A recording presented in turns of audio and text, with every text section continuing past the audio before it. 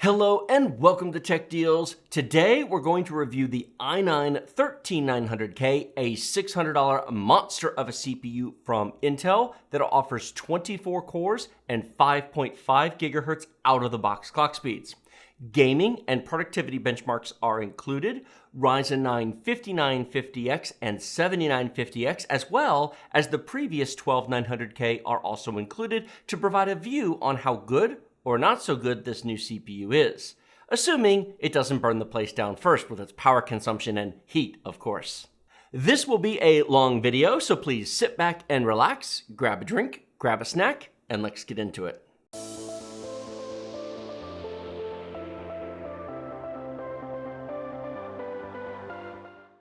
Buy Windows 10 Professional for $15, activate instantly online with Microsoft, and keep it forever. Don't pay full price. Get the best deal from our sponsor, URCD Keys, using our link in the video description below. Full details on how this amazing deal works at the end of the video. First, let me get the power consumption and temperature numbers cleared up first. My comment before the intro was mostly a joke against all the Reddit experts who claim that Intel just burns the place down with power and heat. Yes, 13900K does use more power than the 7950X, about as much as a light bulb would use. I've seen other reviewers claim the 13900K can pull 500 watts of power. However, that is in an artificial loan designed to be able to say, oh, look, Intel bad. In the real world, you will never get anywhere close to those numbers. Allow me to show you some actual numbers to make this point. This is Assassin's Creed Valhalla. On the left, you can see that Intel is using 130 watts of power. On the right, you can see the 7950X is using 105 watts of power. That's about a 25 watt difference. While no one wants to just waste power, this is a trivial difference to anyone building a $3,000 gaming PC. To further make the point that the complaints are a bit silly, here is Tiny Tina's Wonderlands, and I'm showing you this because it is a realistic situation where the graphics card is actually the limit, not the CPU. Take a look at both CPUs here. Look at the CPU usage, power consumption, frame rate. They're all very, very similar. That's because the RTX 3090 Ti is our primary bottleneck here. Let's focus on that 3090 Ti for just a minute, shall we? We are pulling over 400 watts on our graphics card. A 25 watt difference on the CPU is a rounding error by comparison. Temperatures on the 13900K are quite reasonable. They generally range between 50 and 80 degrees Celsius, and that is on a Noctua NHD 15 tower cooler, not fancy liquid cooling. It is also worth noting that this does not run any hotter than the 3090 Ti was, and everybody seems okay with that. Fancier liquid cooling could definitely get the CPU number down 10 or 20 degrees. However, air cooling is a realistic option for all of these CPUs. I had a 630-word short history of Intel and AMD over the past 15 years here. However, I'm going to save that for another video. If you want early access to future videos, please consider supporting our work on Patreon. For just $2 per month or $20 for the entire year, you get early access to filming scripts, early access to benchmark charts, and more. Link in the video description below. 24 cores on the consumer desktop, 8 of them performance cores, 16 of them efficiency cores, and 5.5 gigahertz out-of-the-box clock speeds for around $600 is just crazy.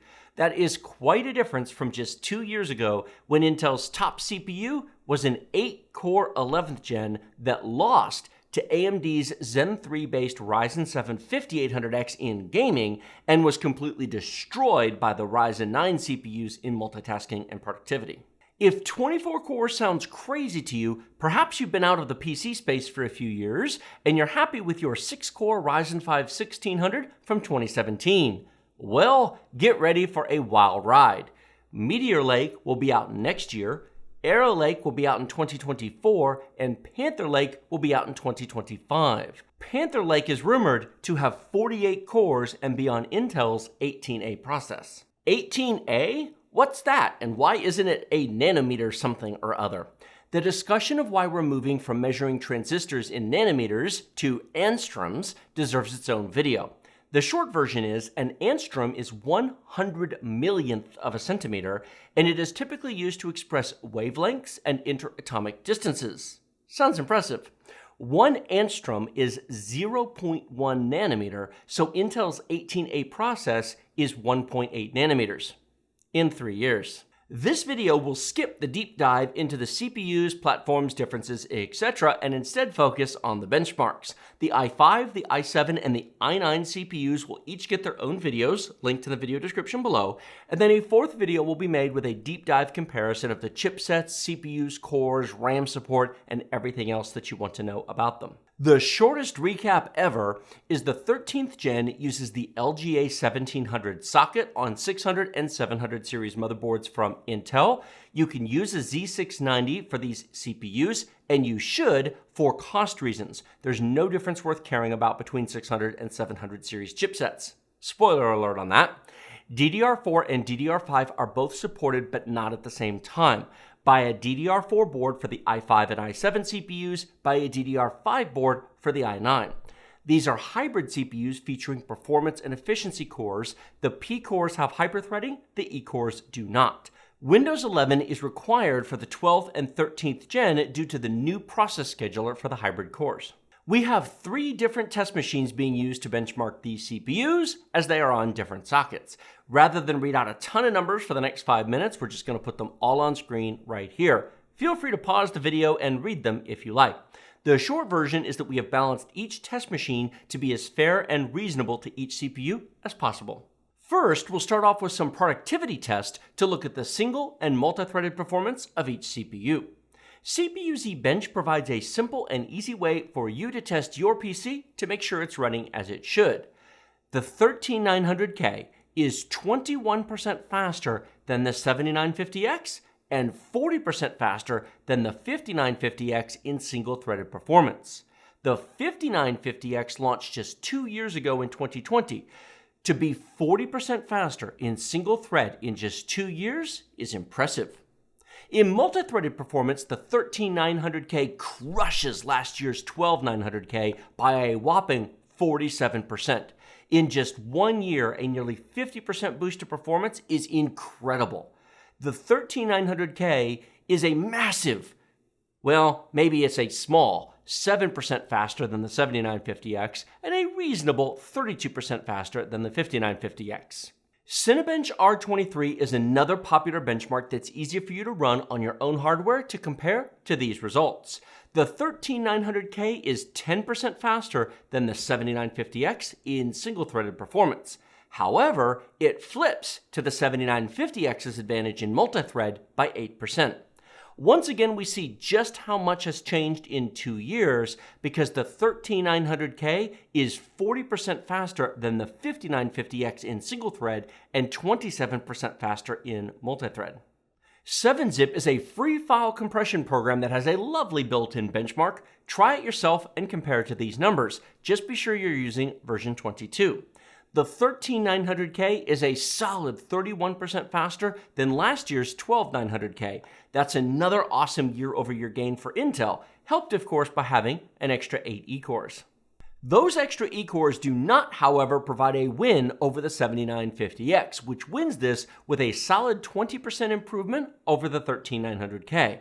16 E-cores are impressive, however they are not quite enough to overcome the extra 8 P-core advantage the 7950X enjoys over the 13900K. V-Ray is a 3D rendering plugin used by the biggest media companies in the world. Seen Star Wars Rogue One, Captain America Civil War, V-Ray was used to render the 3D effects in those movies. Once again, we have a monster year-over-year improvement with the 13900K crushing the 12900K by a massive 38%. Sounds impressive, doesn't it? Well, it would be if the gain over the 2-year-old 5950X were more impressive than the 23% that it actually has.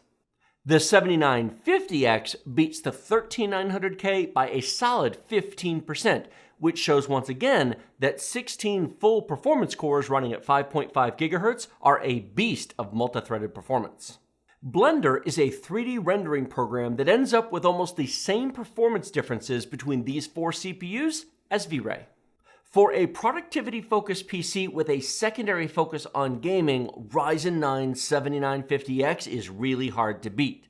You can run Windows 10 on it if you prefer, versus the required Windows 11 for the 13900K. It has no concerns over hybrid core compatibility, which is honestly not an issue for mainstream programs, but it may be a concern for less commonly used software for another year or two. Having said that, the 13900K corrects most of the 12900K's deficiencies in performance here, and while it doesn't win outright, it is close enough to be worth considering. Our new video editing PC is actually moving from a Ryzen 9 5950X to a 13900K because we use Adobe Premiere Pro, and the reality is Adobe simply works better on Intel. Now that's an Adobe-specific thing, so if you're serious about business use, I encourage you to research what software your CPU prefers. That might make more difference to you than any results you see here.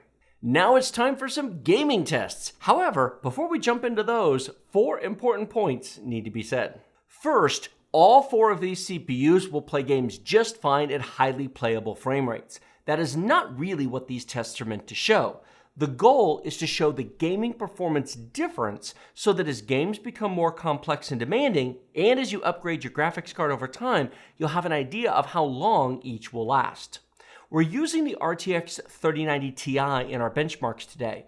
However, an RTX 4090 would show even larger performance differences, and in 2 years when the RTX 5090 comes out, that will show even greater differences still. Why not use a 4090 today, you ask? The timing of these CPU launches prevented us from using a 4090 in all of our testing. However, we'll circle back around and rerun these tests once the 4090 Ti comes out soon enough, and provide an update video showing 3090 Ti versus 4090 Ti on each CPU. Second, an important question to ask is, how much reserve power do each of these CPUs have, and what sort of multitasking can be done on each while gaming? It is important to remember that we are running these tests on completely clean test machines. Windows is freshly installed, nothing is running in the background, the task tray is clear, no updates are running, etc. Put a dozen things in the task tray. Have Windows updates enabled, be watching a YouTube video or listening to music, have Discord voice chat open, and you'll find your CPU load is higher than what you see in the test here today. Third, most of the games tested came out in 2020 or 2021. We are testing while looking backwards at the games that already exist, that launched for prior generations of hardware. Next year in 2023 and further ahead in 2024, new games will come out that will be even more demanding. These CPUs might all seem like overkill today, and to an extent they really are. That extra performance, however, will allow them to age gracefully over time. Finally, the Ryzen 9 7950X results here are not the same numbers from our recent Ryzen 9 review video. Those benchmarks were run on a pre-release press BIOS provided by AMD, pre-release motherboard drivers provided by AMD, on games and video drivers that were not yet updated for Zen 4, and the numbers have changed. Since then, our Gigabyte X670E Aorus Master has received 6 BIOS updates, which is a bit absurd given it's been a month since launch. Ryzen motherboard drivers have also been updated, NVIDIA display drivers have been updated, and many of the games themselves have received performance patches of varying degrees. Yes, this needs its own standalone video that is in the pipeline. However, we are going to retest all Zen 4 CPUs before publishing to see what has changed. Our first game today is Assassin's Creed Valhalla, our first big jump for the 7950X versus the pre-launch tests. The 7950X actually lost to the 12900K in that video. Here, it not only beats it, but it actually beats the 13900K as well by a rounding error. This is a good time to remind everyone that a difference of less than 5% in built-in benchmarks and 10% in live gameplay is effectively a tie. So this isn't really a win for Zen 4 so much as a shocking improvement over our pre-launch tests. Battlefield 2042 is one of 2 live gameplay tests today. Battle-to-battle variants will impact results. However, we consider this far more realistic testing for CPUs as it provides a real load for the CPU versus just using replay files that are effectively just watching a movie, stressing only the graphics card. We have a tie between the 7950X and the 13900K in the average results, and effectively a tie on the 1% and 0.1% lows. The variance here is simply run-to-run differences. In a blind test, you could not tell the difference between either CPU. You also couldn't tell the difference between the 12900K and the 13900K unless you were heavily multitasking in the background. The 5950X shows its age with a lower average, however 151 frames per second is still massively playable. Of more concern to competitive gamers will be the 1% low of 88 frames per second, which is noticeably lower than the 122 on the 13900K. That is almost a 40% improvement in 2 years on the 1% low. Call of Duty is a terribly difficult game to test in live gameplay. We find more run-to-run variance here than in Battlefield. Here are 4 of the battles we played on a chart. None are the fastest or slowest results we tested. Rather, this represents a reasonable middle ground that you can expect most of the time. Cyberpunk 2077 is one of those games that defines a generation, much like Crysis did in its day. Love it or hate it, it's the first game that screamed this was designed for ray tracing. This game gained 10% on the 7950X versus our launch day benchmarks, climbing from 184 to 203, a solid improvement. It still isn't enough to catch up to the new 13900K, however, at 227 frames per second, but it is a solid improvement that keeps the 13900K only 12% ahead of the 7950X. An interesting result to note is the 13900K has a 1% low almost as fast as the 5950X earns in the average, and a 0.1% low that blows past any of the others, enough so to be notable. If you have a high refresh rate monitor, you're really going to love the 13900K. F1 2022 is tied on the new CPUs. 352 frames per second and 361 are monster frame rate numbers that show just how much raw power these new CPUs have. The older 5950X and 12900K lose to them by a country mile. Far Cry 6 is a game known to favor Intel CPUs, so no surprise that it wins here. Having said that, the 7950X is not far behind. It's beyond the testing margin of error, but only just. The 13900K beats the 5950X by 34%, showing the aging Zen 3 CPU is good, but it cannot keep up with next-gen CPUs. Guardians of the Galaxy is quite demanding and beautiful with all the ultra ray tracing turned on. We will test it that way for the new graphics cards, but here of course we have 1080p high detail for CPU testing. The 13900K beats the 7950X by 10%. It's a solid result, but it's not enough to really be noticed or honestly even care about. The real story here is the 13900K beating the 5950X by 46% in the average and a massive 53% in the 1% low. In fact, note the 1% low on the 13900K is 26 frames per second higher than the average on the 5950X. Hitman 3 is a whopper of a demanding game. It will use everything you've got to provide fast frame rates and smooth gameplay. The 7950X wins this one, 215 frames per second to 204 in the average frame rate, which is a 5% difference that no one will ever notice, but it's there. The 40% gain from the 5950X to the 7950X is the most shocking result to me. Spider-Man Remastered is another game that will use almost everything that you can throw at it. On the 7950X, we saw 38% CPU usage at times, which works out to 12 of the 32 threads, leaving 4 real cores and some SMT as backup for other tasks. This is one of those games that a 7950X is not wasted on if you plan to live stream, record, or multitask on multiple monitors while playing. This time, the 13900K wins by 5%, which is, like Hitman 3, not a difference anyone will ever notice. Once again, the 5950X performs well. It is completely playable, it's just not as fast as the new CPUs. The 13900K beats it by 39%. Tiny Tina's Wonderlands, say that 3 times fast, is mostly GPU bottlenecked here, even at 1080p, even on a 3090 Ti. Crazy, isn't it? The average and 1% lows are almost exactly the same. Even the 5950X is close behind at over 200 frames per second. Before we go to the 10 game average chart, I want to provide some specific recommendations first. The Ryzen 9 7950X and the i9-13900K are amazing CPUs, providing incredible performance and solid improvements over their respective predecessors. This is not true down the entire Zen 4 line. As I noted in our i5 13600K review, the 7600X isn't remotely worth considering. I also wouldn't buy a 7700X or a 7900X either, at least not at current CPU, motherboard, and RAM prices. However, at the top, it's a different story. The higher cost for a nice motherboard and DDR5 RAM vanishes into the overall budget for a super premium PC that is designed to be a no-compromise solution to work and play.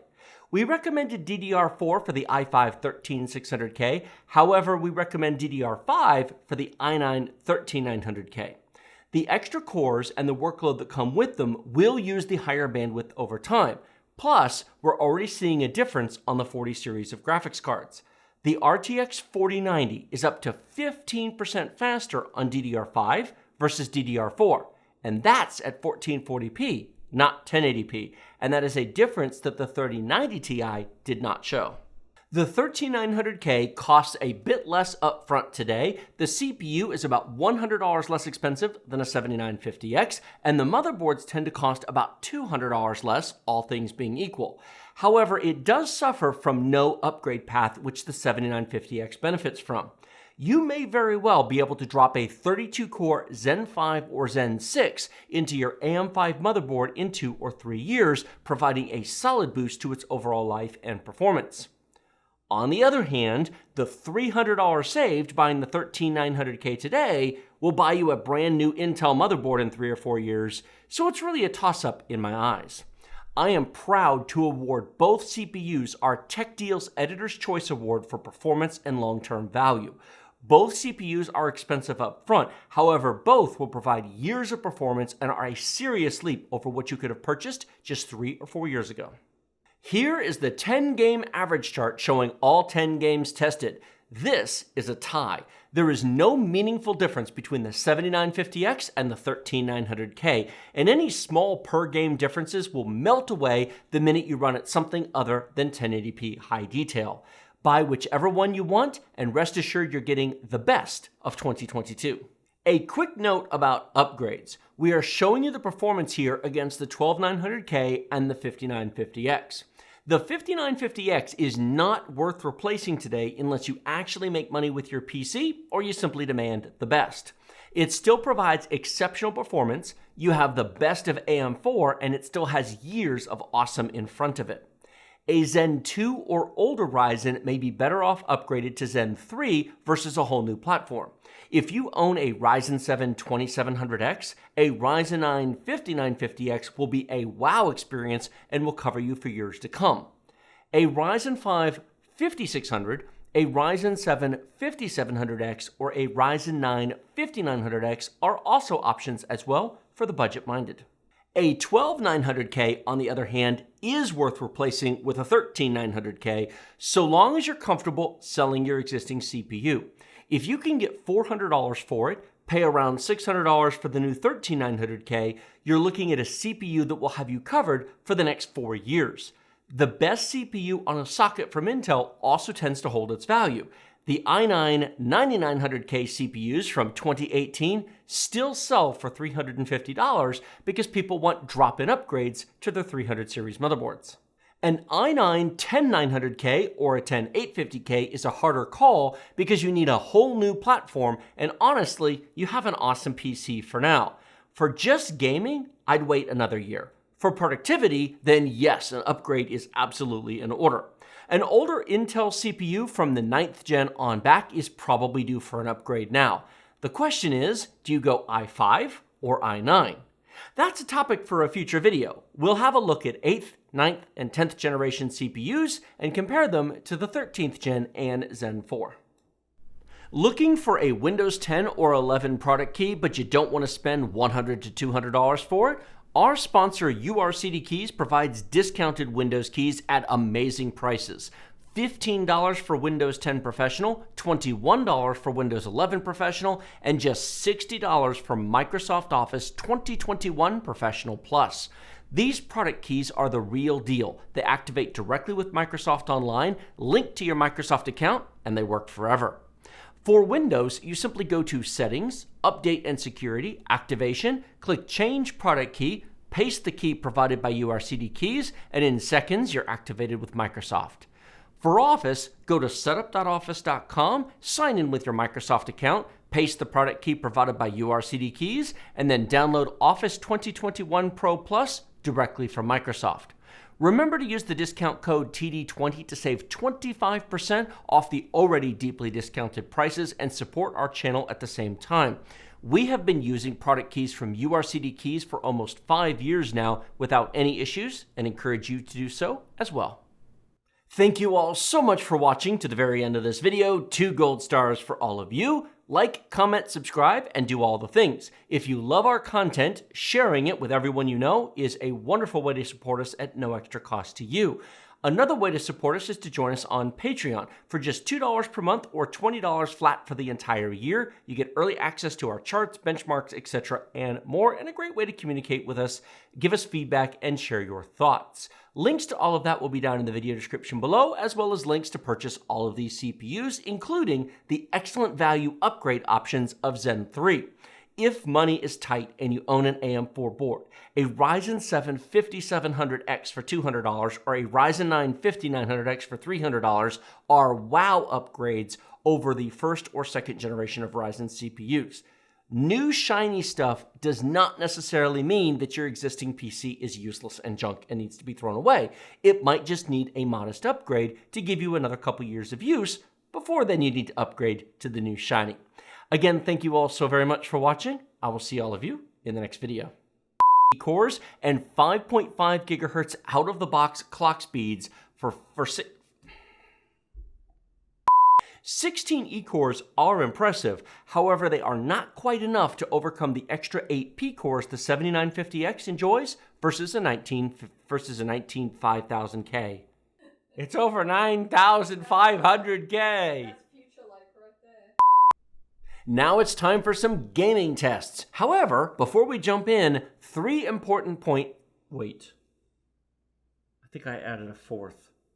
I never went back and updated the script. 4 points. Yeah. Oh, I am so the one more thing guy. We had to have stuff prepared. The 4090 didn't exist. But you know you're going to get questions. Why didn't you use a 4090?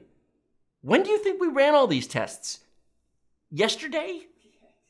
I think people legit think you run 5 benchmarks, you record a video, and 24 hours later you post it. These 2 chips were tested in August and September. There was no 4090 then.